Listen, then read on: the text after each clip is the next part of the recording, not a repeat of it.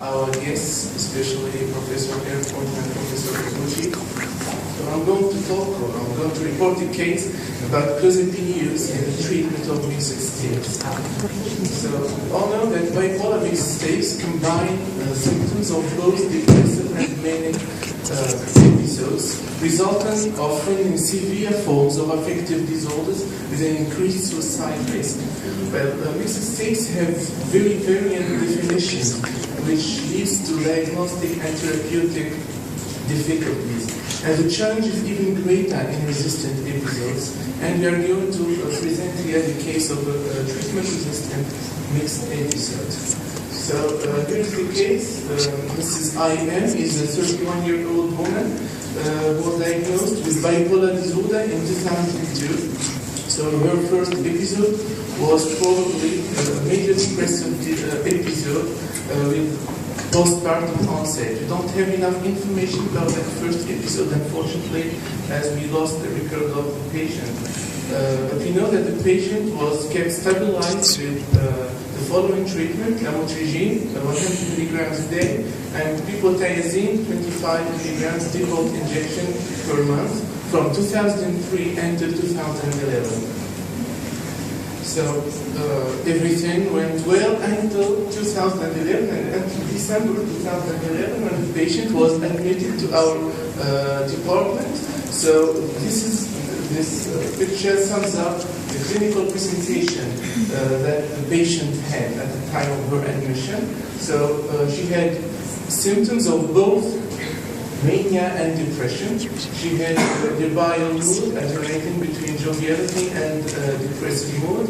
She had restlessness. She presented with distractibility, unrealistic grandiosity thoughts. She believed that she was a physician. She was able to cure people even with the most severe illnesses.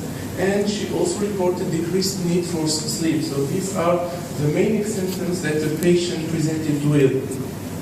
Along with these manic symptoms, we had depressive symptoms, and so especially guilty ruminations, damnation thoughts. The patient believed she was damned, she was burning in hell, she was going to be slaughtered like a sheep during a feast. She also committed a suicidal attempt. She tried to throw herself from the roof of her house. So this was the clinical presentation the patient had. So the physical examination, especially the neurological examination, was normal, as were the EEG and the brain CT scan. So the diagnosis of a severe mixed episode with mood congruent psychotic features was made. So first of all, the patient was initially put on the following treatment: risperidone, 4 milligrams a day, and lamotrigine, 200 milligrams a day, and she remained on that treatment for several months. But unfortunately, she didn't respond to that first-line treatment we prescribed, and we had to switch her to aripiprazole, 20 milligrams a day. So she remained on aripiprazole for 5 weeks without any improvement. So the mixed episode was dubbed resistant, and the patient was then switched to clozapine and lithium combination therapy. So we chose the reference, the most efficient antipsychotic drug and the most efficient mood stabilizer here, so that we combined both. So we chose to combine lithium to obtain a serum level of 0.55 milliequivalents per liter, and clozapine, and the patient, so the clozapine dose was titrated up to 250 milligrams a day, with significant improvement both in mood and in disease, so all psychotic features disappeared in this patient. So in general, therapeutic trials for treatment-resistant bipolar mania are already uncommon and provide few promising leads other than the use of clozapine. Far more pressing challenges are the depressive, dysphoric mixed phases of bipolar disorder and long-term prophylaxis.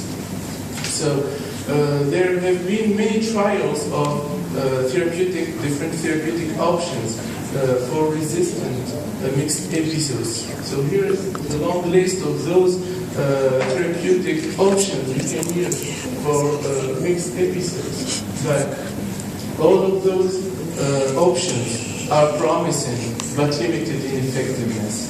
So, clozapine I don't use in bipolar disorder, however, was associated with reductions in the number and duration of hospitalizations over time.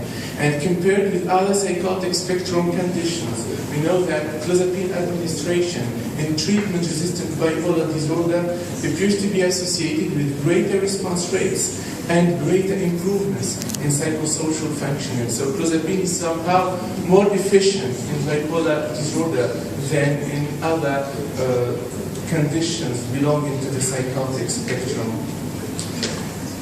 Unfortunately, clozapine is often underused in most settings, and often clozapine is not initiated, and we are often reluctant to prescribe clozapine to patients with bipolar disorder, especially due to concerns about tolerability, especially at the doses used with patients with schizophrenia. However, some of the reports which noted the effectiveness of clozapine to treat patients with bipolar disorder focused on the potential for these patients to respond at significantly lower doses than recommended for the treatment of schizophrenia. Thus, we can use lower doses. For instance, our patient needed 250 milligrams a day to recover fully from her mixed episode, while the recommended dosage range in schizophrenia is about 300 to 600 milligrams and sometimes up to 900 milligrams a day. So, clozapine appears to be somewhat effective in the treatment of acute manic or mixed manic episodes when used as an adjunct to mood stabilizing agent, but also clozapine may be even effective as monotherapy in the treatment of both mania and mixed episodes, according to the NICE guidelines. So, clozapine, with its more serious side effect profile, won't be used as a first-line treatment in any patient with a mixed episode, but it may be combined with valproate or lithium as a treatment either of severe mania or mixed episode, especially if it has been successful in the past or if other antipsychotics have failed. So this was confirmed in our patient with no reported side effects. There's also evidence that clozapine is somewhat effective in the treatment of the maintenance phase of bipolar disorder. So clozapine is not only efficient for the treatment of acute manic and mixed episodes, it's also probably efficient as a maintenance treatment, as a mood stabilizer. So suggestive findings of long-term benefits were reported for clozapine either as monotherapy or combined with standard mood stabilizing treatments such as lithium or anticonvulsants. And all these findings may let us discuss the possibility of keeping our patient here on clozapine as a mood stabilizer as a long-term treatment.